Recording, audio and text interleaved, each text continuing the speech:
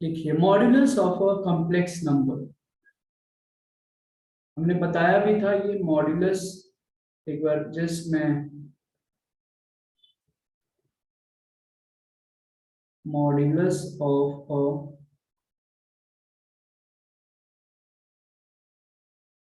Complex number, right.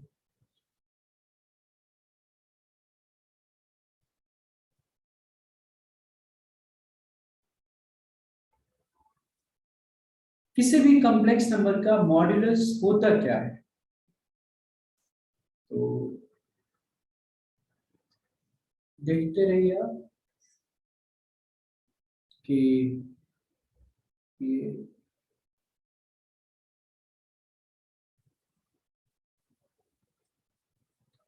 याद है, ये फिगर हमने बनाया था, है ना? मुझे याद रहता है, देखो ये भी मैंने बताया था कि इसको रियल एक्सिस बोलते हैं, है ना? और इसको बताया था इमेजिनरी एक्सिस, वाई एक्सिस को इमेजिनरी एक्सिस बोलते हैं। और ये आर्गन प्लेन, ये जो है ना, इसको हम लोग आर्गन प्लेन बोलते हैं, राइट। एक पॉइंट है पी ऑफ एक्स वाई, तो इसका मतलब क्या है? कॉम्प्लेक्स नंबर है एक x plus i Y, point की तरह एक्स वाई डिनोट कर दो आप, कॉम्प्लेक्स नंबर का रिप्रेजेंटेशन हो गया। ये थीटा था, यहाँ पे पी है, ओ है, एम है, ये एक्स है, ये वाई, राइट। अब बताइए पाइथागोरस से क्या होगा ये? इसको कॉम्प्लेक्स नंबर में मॉड ऑफ जेड बोलते हैं। मतलब x square plus y square का अंडर, यही है मॉड ऑफ जेड, और इसी को आर भी बोलते हैं। मॉड ऑफ जेड को ही आर से भी रिप्रेजेंट करते हैं, ठीक है। तो समझने की बात ये है कि किसी भी कॉम्प्लेक्स नंबर का मॉड्यूलस क्या है। जैसे ओपी है ये लाइन, तो ओपी के लेंथ को मॉड्यूलस बोलेंगे, और मॉड ऑफ जेड से हम डिनोट करते हैं। समझ में आया क्या? So the length,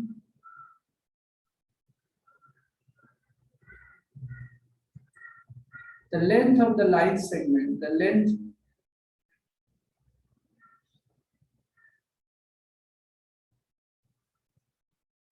length of the line segment OP is called, the length of the line segment OP is called the modulus of Z,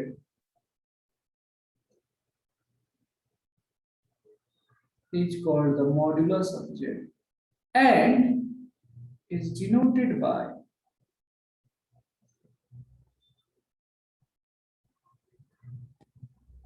mod of Z, ठीक है। तो कोई एक कॉम्प्लेक्स नंबर है सर, मान लो z equal to x plus i y, हमने figure के भी थ्रू समझाया। तो इसका मॉड्यूलस अगर निकालना है तो x square plus y square का अंडर रूट हो जाता है। मतलब एक्स क्या है? Real part of z, real part of z का होल स्क्वायर, प्लस वाई क्या है? इमेजिनरी पार्ट ऑफ जेड का होल स्क्वायर अंडर रूट। समझने के लिए मैंने बताया है, कभी भी किसी भी कॉम्प्लेक्स नंबर का अगर मॉड्यूलस अगर होगा ना, कभी भी हमेशा उसका, किसी भी कॉम्प्लेक्स नंबर का मॉड्यूलस जो होगा ग्रेटर देन और इक्वल टू जीरो ही होगा, ठीक है। जहाँ जेड जो है कॉम्प्लेक्स नंबर है, C, Z belongs to C, complex number. जैसे एक छोटू सा एक एग्जांपल देता हूं मैं आपको समझाने के लिए। जेड इक्वल टू मान लो 2 + 3 i है, तो अगर मॉड ऑफ जेड निकालना है तो क्या करोगे? एक्स मतलब रियल पार्ट का स्क्वायर प्लस इमेजिनरी पार्ट का स्क्वायर का अंडर, तो 13 आ गया, 13, ये मॉड ऑफ जेड हो गया। सिंपल। ठीक है, ये जो x और y जो एक्सिस जो बनाया है हमने यहाँ पे, इसको हम लोग क्या बोलते हैं, आर्गन प्लेन और गॉसियन प्लेन बोलते हैं। मैंने लास्ट लेक्चर में भी बताया था, फिर से भी बता रहा हूँ, this is called Gaussian plane और आर्गन प्लेन। ठीक है, इसको थोड़ा कलरफुल इंक से लिख देता हूँ, आर्गन प्लेन या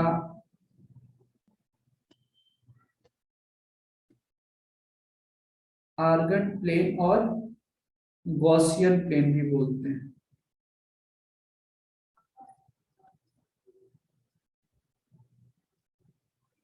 बताइए समझ में आ रहा है क्या? Yes, all of you are able to understand? Rudraksh समझ में आ रहा है क्या? ये शायद लास्ट लेक्चर में भी उन्होंने बताया था, फिर से एक बार मैं बता रहा हूँ, इसको लिख लीजिए आप लोग। Thank you thank you. चलो इसको लिख लीजिए अभी आप लोग, फिर आगे हम पढ़ेंगे। हमने आपको स्टार्टिंग में भी डिस्कस किया था कि अगर मान लो 3, देखते हैं कितने लोग को याद है, 3+2i 5+7i है। अगर मैंने पूछा कि कौन सा बड़ा है, विच वन इज ग्रेटर, तो व्हाट इज योर आंसर? सबको इंडिविजुअली बताया, क्या आंसर रहेगा?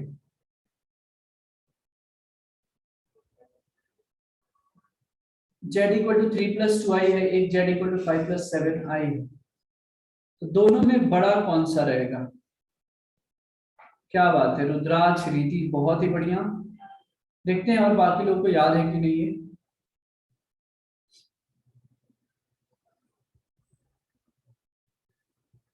बताएं।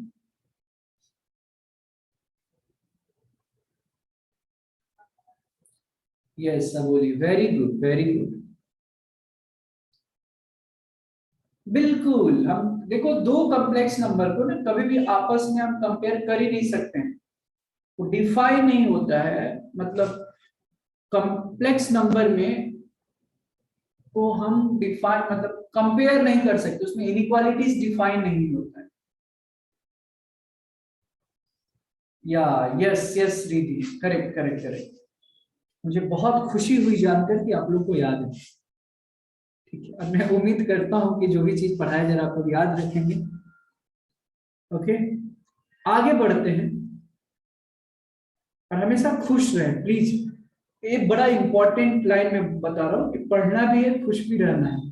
खासकर मैथमेटिक्स जब पढ़ रहे हो तो एक अलग ही।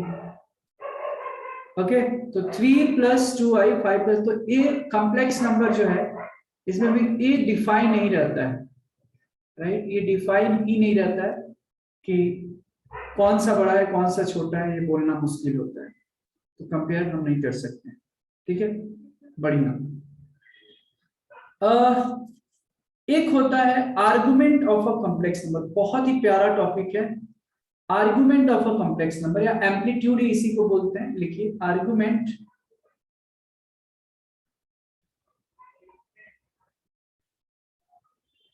Argument of argument of a complex number.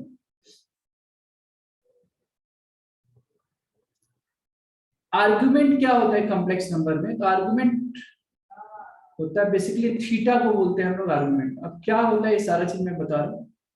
ये जो फिगर है ना यहाँ पे, ये देखो, यहाँ पे जो थीटा जो हमने बनाया है ना, यही फिगर ध्यान में रखना है। ये जो थीटा जो बनाया है यही आर्गुमेंट बोलते हैं, इसी को एम्पलीट्यूड भी बोलते हैं। कॉम्प्लेक्स नंबर का एम्पलीट्यूड या आर्गुमेंट, इसी को हम लोग बोलते हैं। ठीक है, तो ये फिगर ध्यान में रखना है, मैं वहां पे ये दोबारा फिगर नहीं बना रहा हूँ। तो argument of a complex number क्या है, ये चलो बना ही ना ही बना देना आसान रहेगा, एक्चुअली आपको समझने में बहुत आसानी है। ऐसे है ना, ऐसे था, ओ था, बी था, राइट, यहाँ पे एम था, ये एक्स, ये वाई, करेक्ट, और ये मॉड ऑफ जेड था। ये थीटा था। तो ये क्यों मैं बना रहा हूं आपको समझाने के लिए, ये जो थीटा है ना इसी का आर्गुमेंट बोलते हैं। अब इसका अगर डेफिनेशन भी मैं लिखवा देता हूँ थोड़ा आपके लिए तो अच्छा लगेगा आपको। द एंगल थीटा, आर्गुमेंट मतलब क्या, थीटा, सिंपल सी बात है, कॉम्प्लेक्स नंबर में the angle theta which OP, the angle theta which OP makes with the x-axis, makes with the x-axis is called the argument, is called the argument और amplitude, दोनों same होता है, is called the argument और amplitude of z, or and it is denoted by and is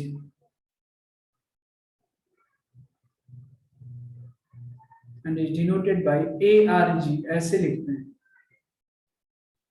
argument of Z, ARG of Z मतलब argument of Z, और इसको amplitude भी बोलते हैं तो AMP, एम्पलीट्यूड ऑफ जेड, ऐसे भी होता है। ठीक है, अब आप बताइए यहाँ पे tan थीटा क्या हो जाएगा सर, अगर मैंने बोला tan थीटा निकालना है तो tan theta equal to perpendicular by base होता है, तो PM बाई OM होगा, y बाई x, y क्या है imaginary part of z, x क्या है रियल पार्ट ऑफ z। ठीक है, तो tan theta equal to this, तो थीटा इक्वल टू क्या हो जाएगा, tan inverse y by x और tan inverse imaginary part of z by real part of z। यही थीटा आर्गुमेंट होता है।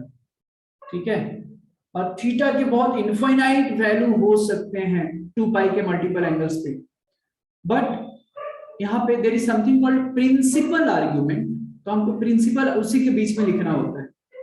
प्रिंसिपल आर्गुमेंट मतलब क्या होता है, थीटा का यूनिक वैल्यू को मतलब प्रिंसिपल आर्गुमेंट बोलते हैं। थीटा अगर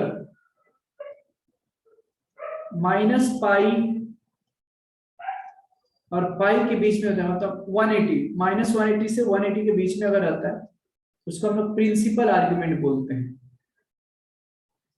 और जब आर्गुमेंट के केस में प्रिंसिपल आर्गुमेंट ही डिफाइन होता है, वही लिखना होता है, इसको हम लोग क्या बोलते हैं, प्रिंसिपल आर्गुमेंट। ठीक है, जब भी थीटा माइनस 180 80 के बीच में हो तो उसको हम प्रिंसिपल आर्गुमेंट बोलते हैं। क्लियर है क्या, आप लोगों को समझ में आ रहा है? अब समझना एक चीज और है कि थीटा के बारे में कि जब भी आर्गुमेंट निकालना है तो अलग अलग क्वाड्रेंट के लिए अलग अलग तरीका से हम थीटा निकालते हैं, तो भी मैं रूल बताऊंगा, 4 रूल है, 4 या 6, तो वो भी मैं बताऊंगा। ठीक है, यहां तक आई होप कि समझ में आ रहा है, इसको लिख लें, कुछ डाउट से तो पूछ लीजिए, फिर मैं आगे बढ़ूंगा।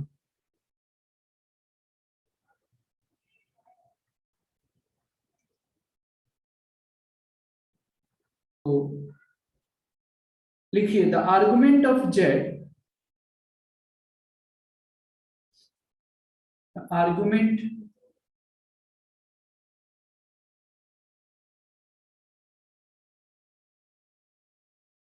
the argument of z depends upon the quadrant, argument of z depends upon the quadrant in which point p lies।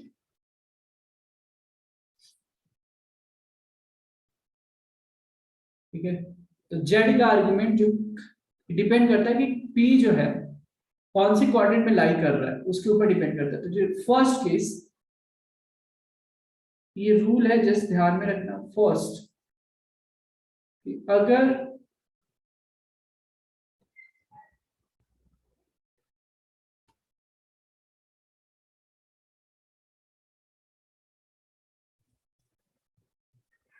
ऐसे है,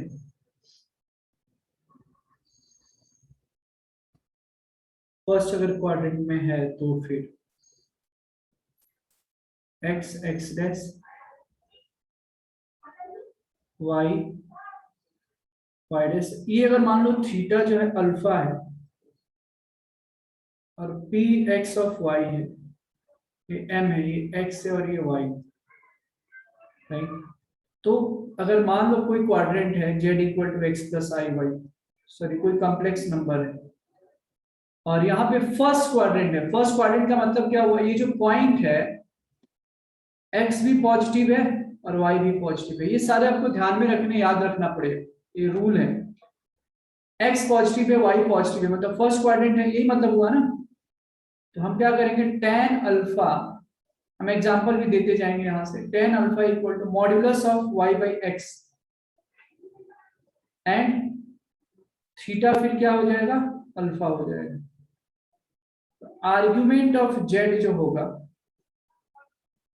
वो tan inverse of y by x हो जाएगा, सिंपल। ठीक है, हम इसका एक एक एग्जांपल भी देंगे, सारा क्लियर होते जाएगा, बिल्कुल ध्यान से देखना है। ठीक है, जैसे मान लो कि अगर एक एग्जांपल लिया कॉम्प्लेक्स नंबर का, मान लो z equal to one plus I है।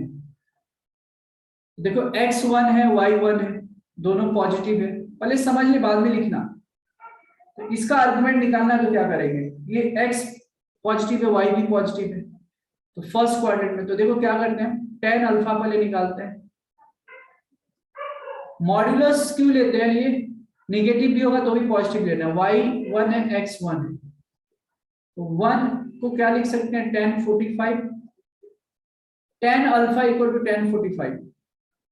ठीक है, tan alpha equal to tan forty five, तो अल्फा इक्वल टू कितना आएगा, 45 डिग्री। समझ में आ रहा है।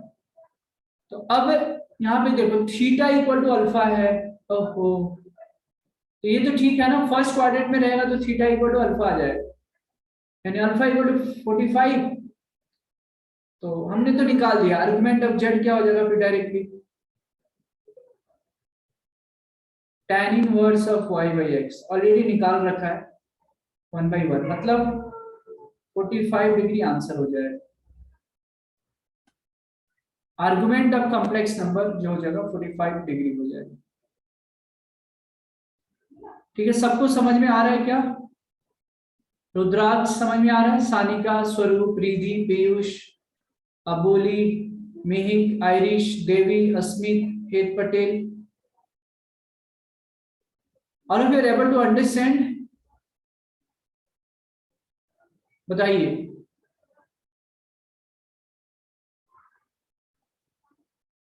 ओके, गुड गुड गुड, ठीक है, इसको लिख लीजिए अभी। देखो एग्जाम्पल से बहुत अच्छा से समझ में आएगा, ठीक है, इसको लिख लिया।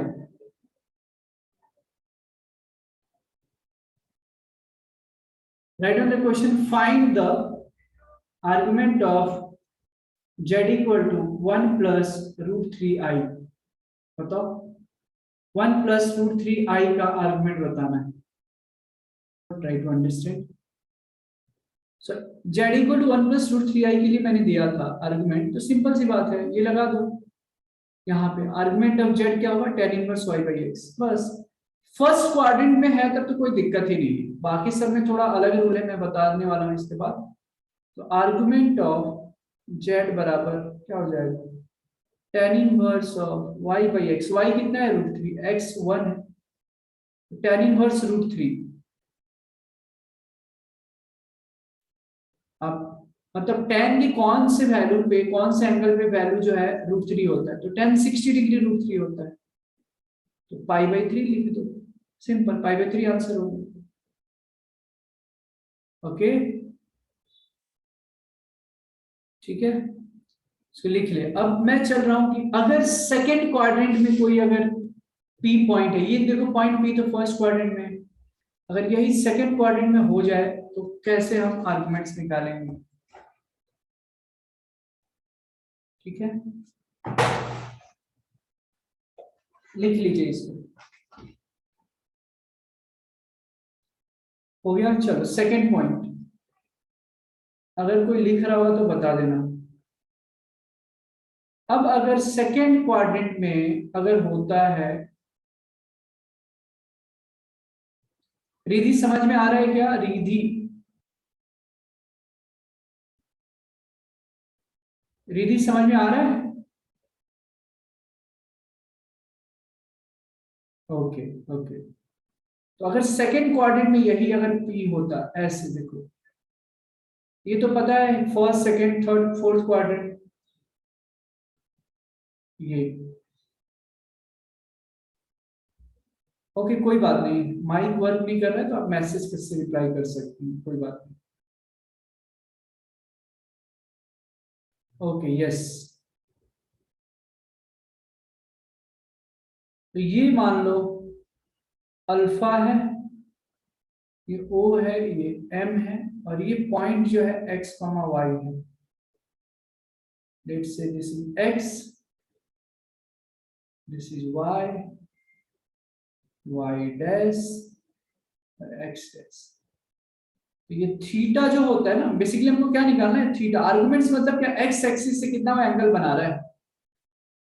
तो यहाँ पे थीटा कितना होगा? पाई माइनस अल्फा, ये पूरा थीटा, ये पूरा पाई माइनस अल्फा कर दोगे तो पाई माइनस अल्फा निकल गया। तो अब अगर सेकंड क्वाड्रेंट में है कोई complex number in general z equal to x plus i y, अगर सेकंड क्वाड्रेंट में है, ये तो ऊपर वाला किसमें देखा हमने? फर्स्ट क्वाड्रेंट में देखा, राइट। अगर ये सेकंड क्वाड्रेंट में है, z equal to x plus y lies in the second quadrant, lies in the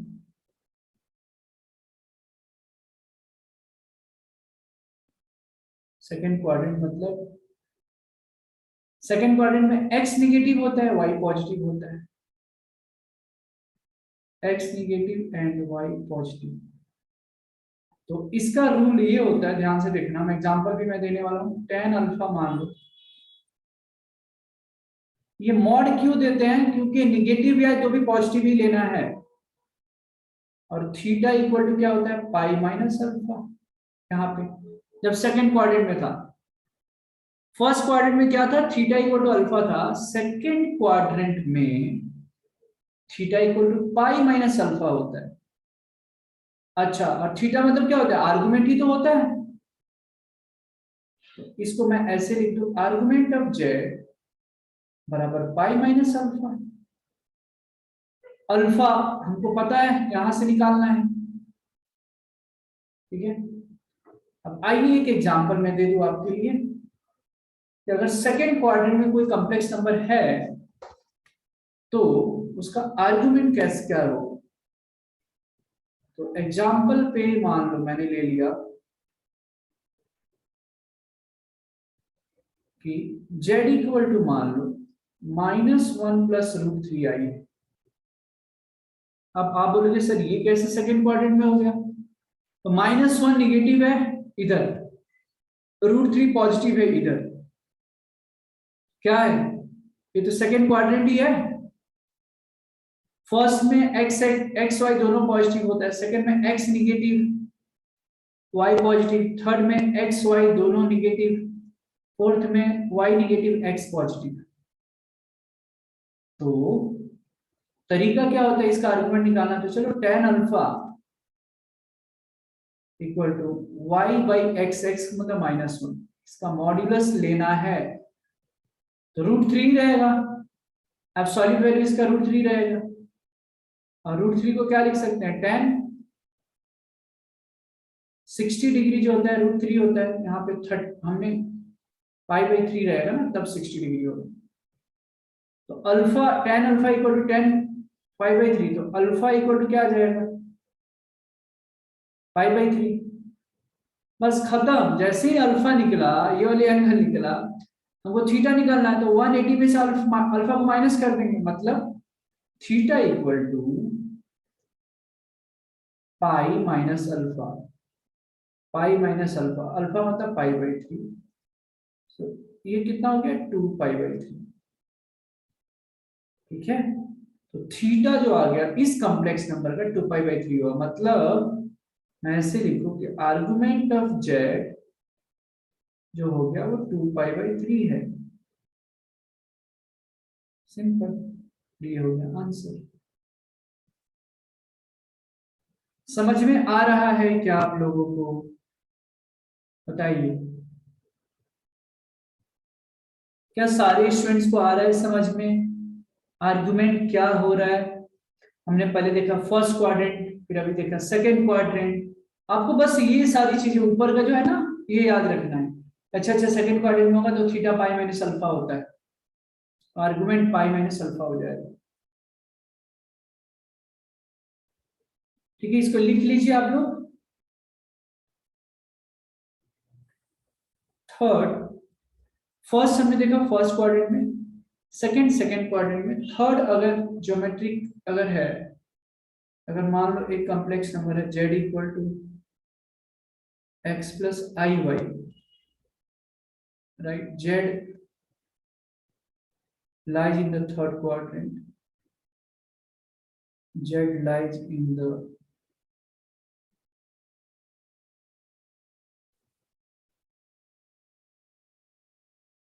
third quadrant का मतलब क्या है? यहाँ पे ऐसे देखो, दोनों निगेटिव है, राइट, मतलब दोनों निगेटिव है, कुछ इस तरीके से, राइट।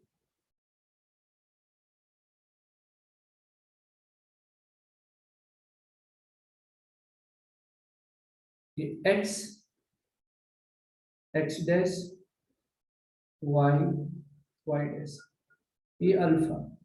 ठीक है, ये कितना हो जाएगा, theta equal to pi minus लग जाएगा ना, पाई माइनस अल्फा। एक, ठीक है, ये क्या हो जाएगा, theta equal to minus of pi minus alpha हो जाता है। ठीक है, राइट। थीटा, थीटा मतलब आर्गुमेंट होता है, तो ये negative of pi minus alpha. ध्यान देंगे सेकंड क्वाड्रेंट में क्या था, सेकंड में पाई माइनस अल्फा था, राइट। यहाँ पे क्या है, अल्फा माइनस पाई हो जाएगा, ये उल्टा जा रहा है। तो यहाँ पे मान लो अगर पॉइंट रहता है, यहाँ पे ओ है, तो Z lies in the third quadrant का मीनिंग ये हुआ कि एक्स भी निगेटिव, वाई भी निगेटिव। ठीक है, तो हम तरीका ये होता है कि tan alpha h it is निकालते हैं, modulus of y by x, theta क्या हो जाएगा, negative of pi minus alpha, मतलब अल्फा माइनस पाई। तो थीटा, मैंने क्या बोला कि थीटा को तो आर्गुमेंट बोलते हैं, तो आर्गुमेंट ऑफ जेड जो हो जाएगा अल्फा माइनस पाई। बस, I'll give you one example to explain this. Example के थ्रू ज्यादा आसान होता है समझना। तो अगर मान लो z इक्वल टू है -1 माइनस आई, तो देखो x भी निगेटिव है, y भी निगेटिव है, तो ये तो थर्ड क्वाड्रेंट में होगा। तो पहले हम थीटा निकाल लें, अल्फा निकाल लेते हैं। तो tan अल्फा बराबर ये 1 हो गया, और 1 का मतलब क्या, tan 45 है ना।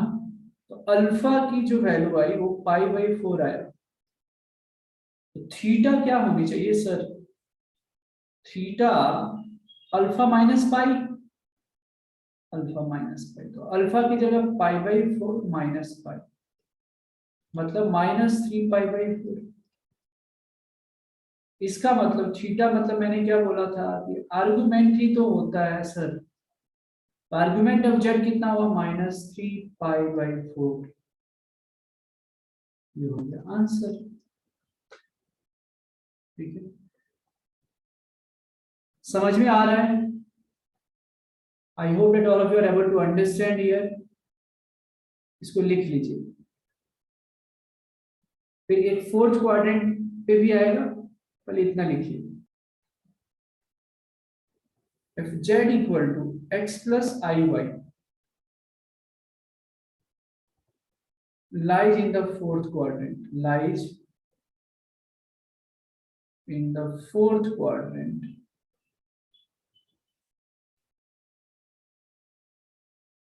फोर्थ क्वाड्रेंट का मीनिंग क्या हो गया? मतलब तो इधर कहीं तो पॉइंट्स होगा,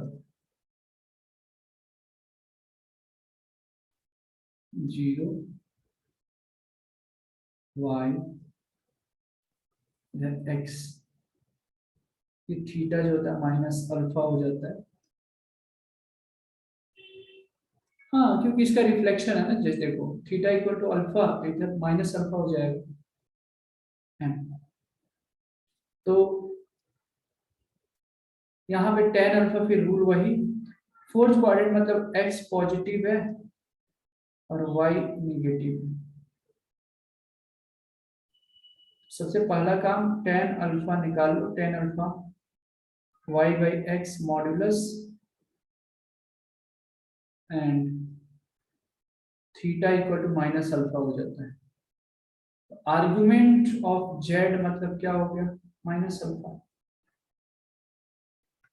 ठीक है, लेकिन ये आपको ध्यान में रखना है कि पॉइंट जो है कौन से क्वाड्रेंट में लाई कर रहा है। ओके, सो अगर मैंने एक एग्जांपल दिया आपके लिए, मान लो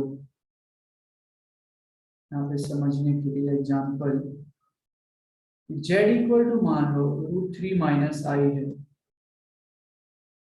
तो एक्स पॉजिटिव है वाई निगेटिव है, मतलब फोर्थ क्वाड्रेंट में है, और इसका आर्गुमेंट निकालना है तो टेन अल्फा तो पहले निकालना ही पड़ेगा। तो माइनस को मेंटली इग्नोर करेंगे, 1/√3 मतलब ये हो गया ना, 1/√3 हो गया। तो अल्फा की वैल्यू कितनी आ जाएगी? टेन 30 डिग्री 1/√3 होता है, अल्फा की वैल्यू पाई/6 आ गया। अब हमको क्या निकालना है? Theta equal to minus alpha, तो theta equal to minus pi. Oh, so argument of Z कितना हो जाएगा? -पाई/6। ये रहा आंसर। ठीक है, ये बहुत ही इंपॉर्टेंट है सारे पॉइंट्स, और छोटे छोटे दो पॉइंट्स हैं। ठीक है, इसको लिख लें पहले आप। किसी को भी कुछ दिक्कत हो रही है समझने में, आप बताएं, please note it down. Fifth में अगर मान लो इफ y इक्वल टू 0, जो z equal to x plus i y है, अगर x y इक्वल टू 0 है, इसका मतलब क्या है? ये मैंने बताया था, अगर y 0 हो गया तो z का मतलब क्या है? प्योरली रियल हो गया।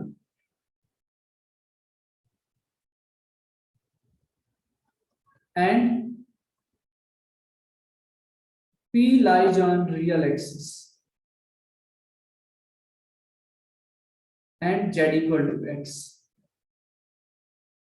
अब जरा ध्यान से देखो, इसका मतलब क्या है? अगर इफ y इक्वल टू 0 है, मतलब इनडायरेक्टली ये बोला जा रहा है कि मान लो z इक्वल टू 2 है, सिंपल सी बात है।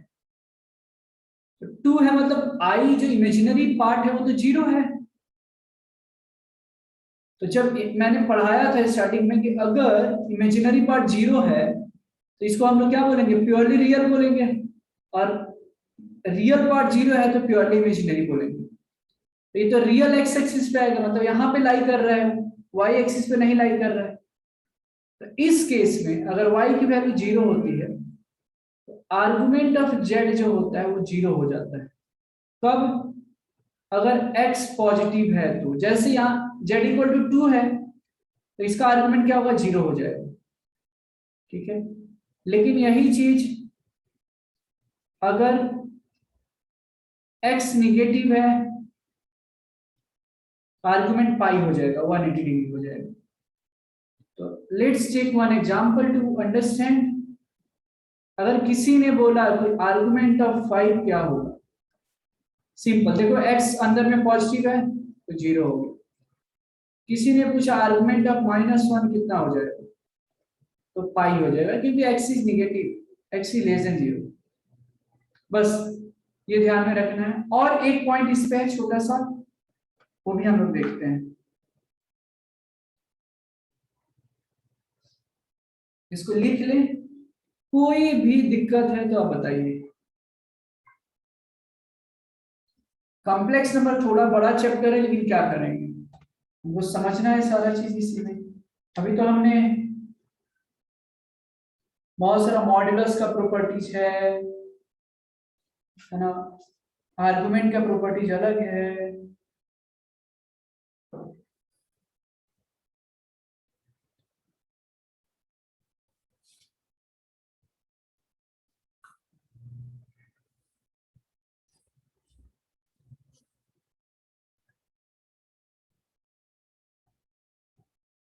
जब तक ये सब बता नहीं दूंगा तब तक क्वेश्चन सॉल्व नहीं करोगे आप, दिक्कत हो जाएगी, इसीलिए ये सब पहले बताना पड़ता है।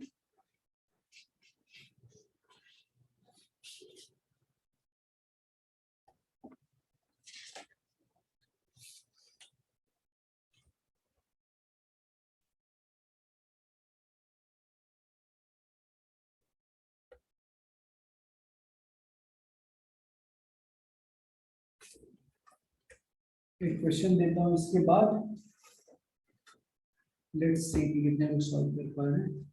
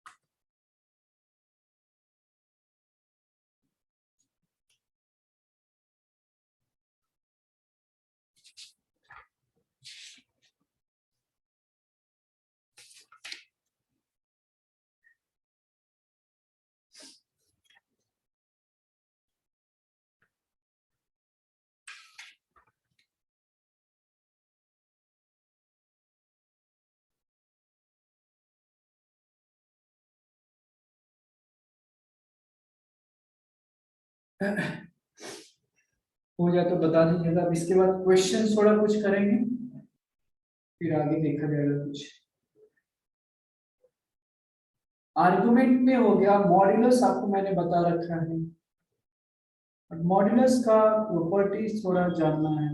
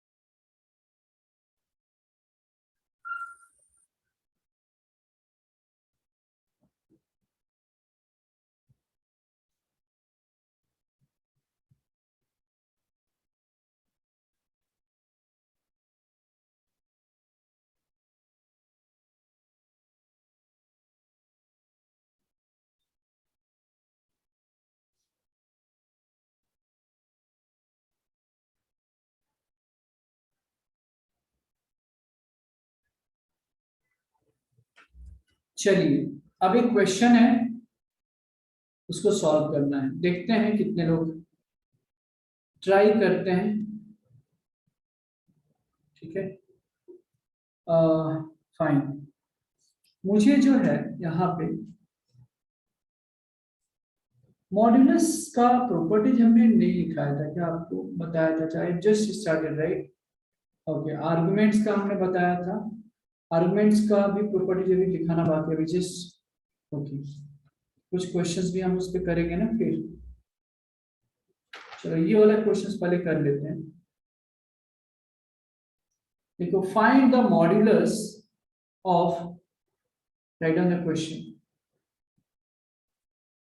पहले अभी मॉड्यूलस दे रहा हूं मैं, ठीक है, फिर देखते हैं। फाइंड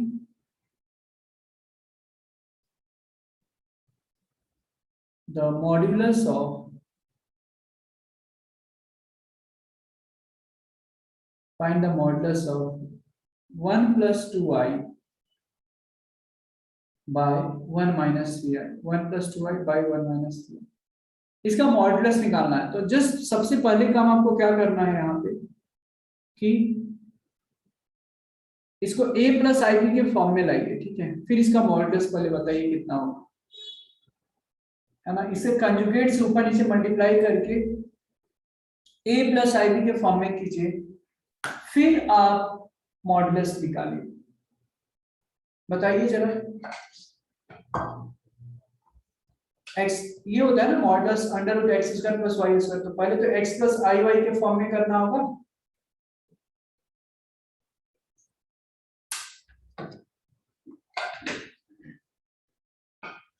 कीजिए।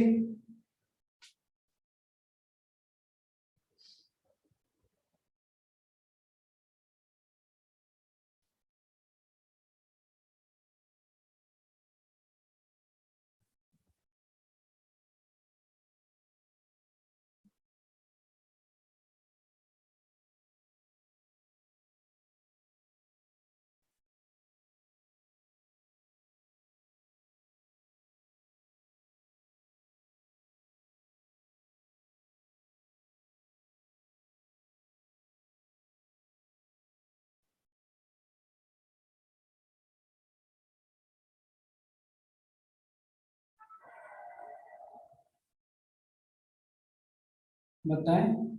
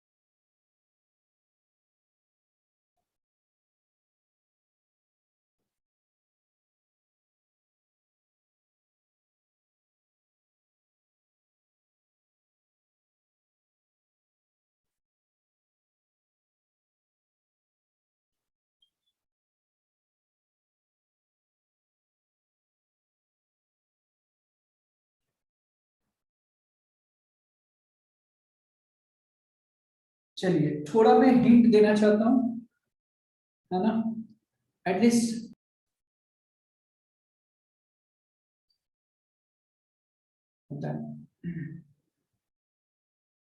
ठीक है, so find the modulus of 1 plus 2i by 1 minus 3i।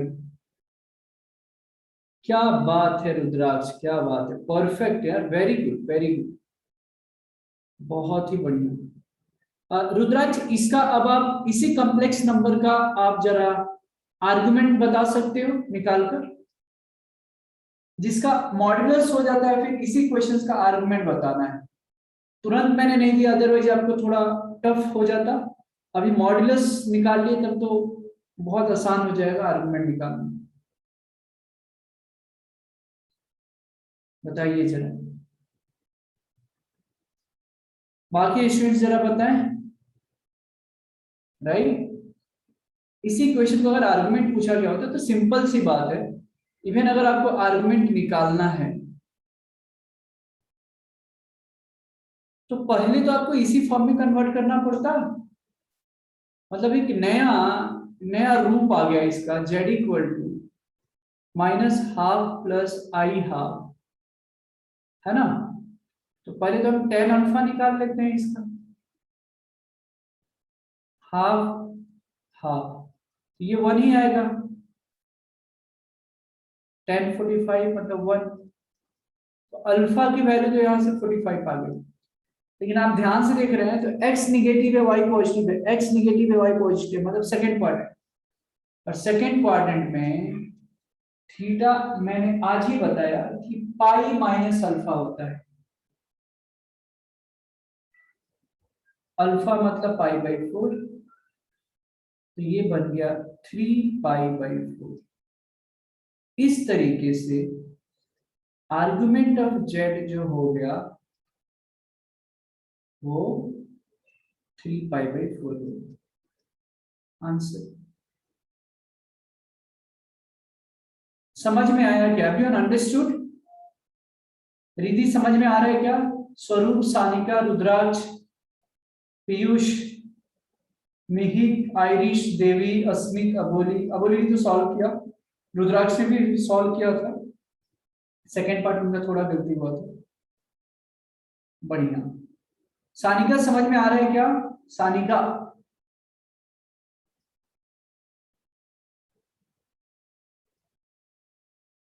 Good good good good. Devi समझ में आ रहा है आपको? देवी,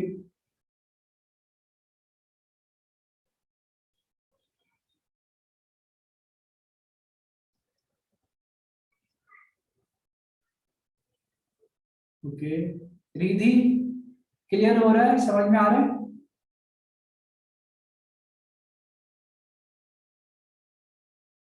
ओके, चलिए इसको लिख लीजिए आप लोग।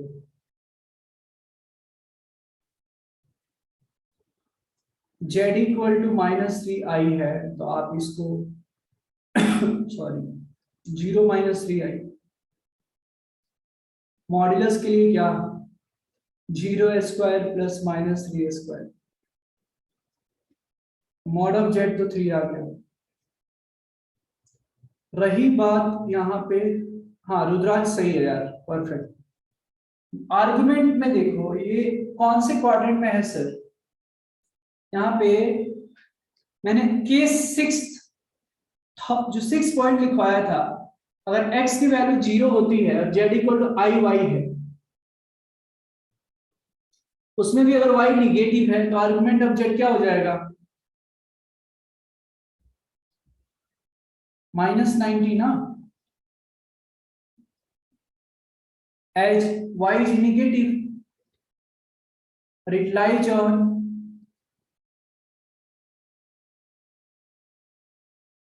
negative imaginary axis, right? Negative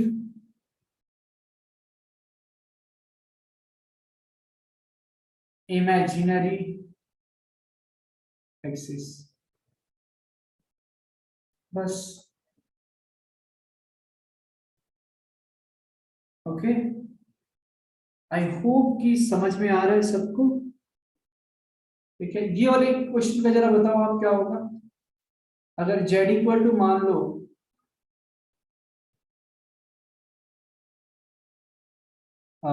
2i दे दिया, तो 2i का मॉड्यूलस एंड आर्गुमेंट्स क्या होगा?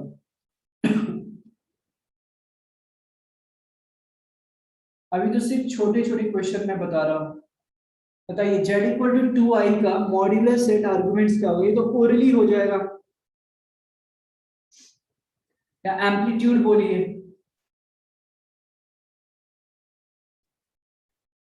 z इक्वल टू 2i का मॉड्यूलस एंड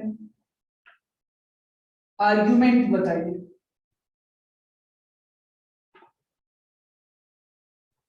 क्या क्या होगा? यहाँ भी x 0 है, y पॉजिटिव है,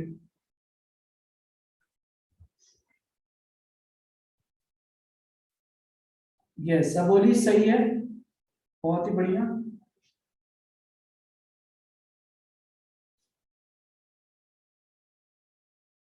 और आर्गुमेंट कितना हो जाएगा फिर? करेक्ट।